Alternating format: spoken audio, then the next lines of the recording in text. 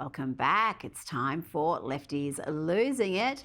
Here is a lefty well and truly losing it, claiming that telling him you're voting for Donald Trump is among the most dehumanising things you can do. The narcissism, the entitlement here is off the charts. Oh, I'm not transphobic, but what exactly? You're about to tell me the most dehumanizing thing I've ever heard of you believe about trans people? You're about to tell me you're voting for Trump? You're about to tell me that you don't think trans women should use the women's bathroom? If you need to put a disclaimer and that but, maybe keep that thought to yourself. Maybe let's try and think of another thought. Fake nails and teal eyeshadow don't make you a woman. XX chromosomes do. I don't write the rules. Talking about entitled and narcissistic, check out this British lady having an almighty meltdown because a polite driver called her Miss. You see, she doesn't identify as Miss. I'm telling you, it's a frigging problem. And I'm saying to you, thank you, miss. And then all of a sudden you start to be angry. Why would you say thank you, miss? I don't... Because I'm trying to be polite. But how do you know I identify as a miss? I might be a missus. Identify? I might be something else. I don't know what...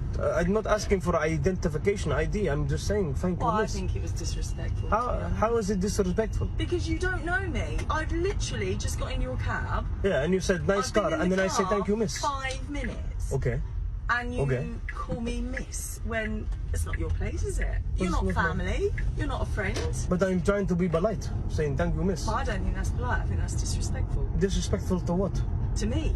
How is it disrespectful for you? How do you know I identify as anything? What do you mean, identify? You know, like gender. Gender? Yeah. What do you mean by gender? I might be a they. A they? You know, you're that. You're a woman. You're a woman over here. I can see you're my eyes. Right, okay. Okay. So that makes it okay. Okay for what? You're giving me complimenting, so and then I give you thanking. If I would say to you, thank you, mister, do you think that's all right? Of course. Think that sounds disrespectful? Yeah, usually people in England using English, they say sir. So maybe you say sir. I don't know. Mister is okay, but maybe you don't have educations, or maybe you only say mister. So I don't know. Okay. That poor dude isn't paid enough to put up with that craziness. It's so crazy that I'm suspecting it's some sort of a setup, but these people do actually exist.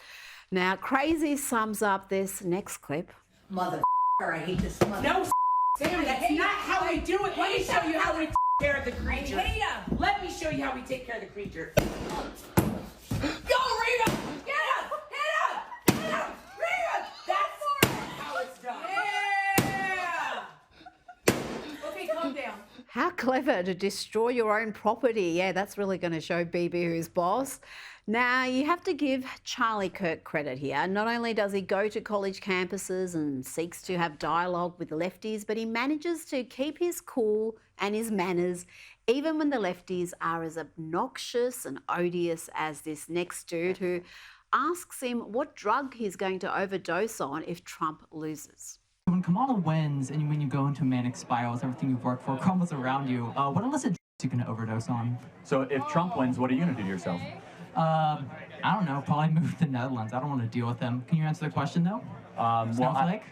I hope that Trump... Answer the question, Snowflake. I hope Trump wins. Kamala might win. Answer the question, Let me tell you what happens. Coward. So let me tell you what happens. If Kamala Harris wins, which she might, unlike you, I will not flee my country. I will go back to work the next day if Kamala Harris wins. And you might be right. Kamala might win. It might be too much. But I'll be able to look my daughter and my son in the eye and say I did everything I possibly could to make sure that this country remained free and prosperous for you guys, and that I gave it all on the line. But Good luck with that, buddy. Kamala sweep! Kamala sweep! See, this is what happens when you don't discipline your children. Imagine hiring that dude one day. Now to a young woman who doesn't need a job. She didn't even need school. She was too busy gallivanting around the world, telling presidents and prime ministers how to run their countries. And now Greta Thunberg is here to tell us why her anti-Israel crusade is linked to climate change. In Palestine and all over the world, the fight against colonialism and corporations' destruction of the planet are intrinsically linked. Look at Chevron. Everyone knows that Chevron is one of the world's biggest climate criminals.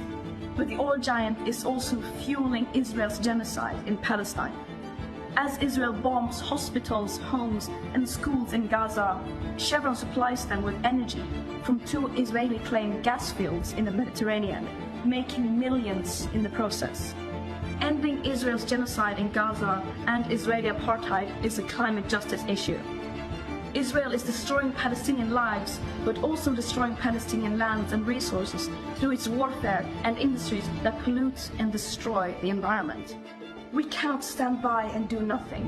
Oh dear, just like her catastrophist global warming nonsense, just about every word she utters there is devoid of sense, facts. But remember, that didn't stop several world leaders from allowing that simpleton's activism and the climate cult to damage their energy security and with it, their economies and the prosperity of their people. And far from destroying the natural environment, Israel plants millions of trees every year. In fact, in 1948, they only had around 2% of the country covered in trees. Now that figure is around 8.5%. You'd think Greta and the Greenies would be happy about that. Now to a young lady who needs Jesus. Like, seriously. I love killing babies. I love Jesus will.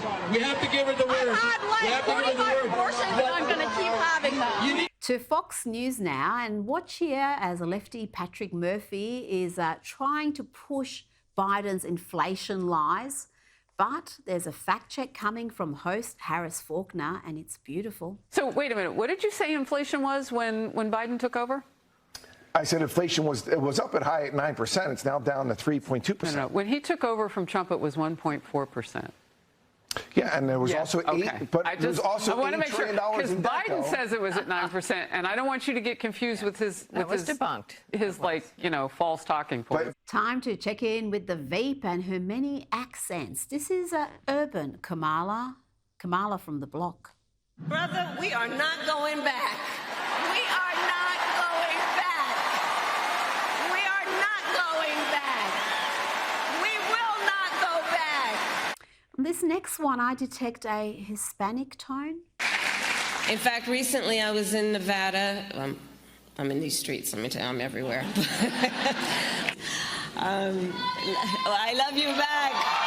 And let's take a trip down memory lane and have a look at the man who gave Kamala her big break, Willie Brown, who was 60 and the powerful Speaker of the California Assembly when he had a romantic relationship with 29-year-old Kamala and appointed her to 2 well-paid state board positions. And the rest, as they say, is history. He's a rogue, all right, notorious for his flamboyant lifestyle. Flashy clothes, fancy parties, fine women, and fast cars. You should from now on address me as the mayor. If ever a man and a municipality were made for each other, it is this man, this place. And this next young lady still hasn't forgiven Kamala for that Willie Brown dalliance. The left is trying to tout this woman as a savior for the black community, but all she's done is hurt the black community since she came into the game.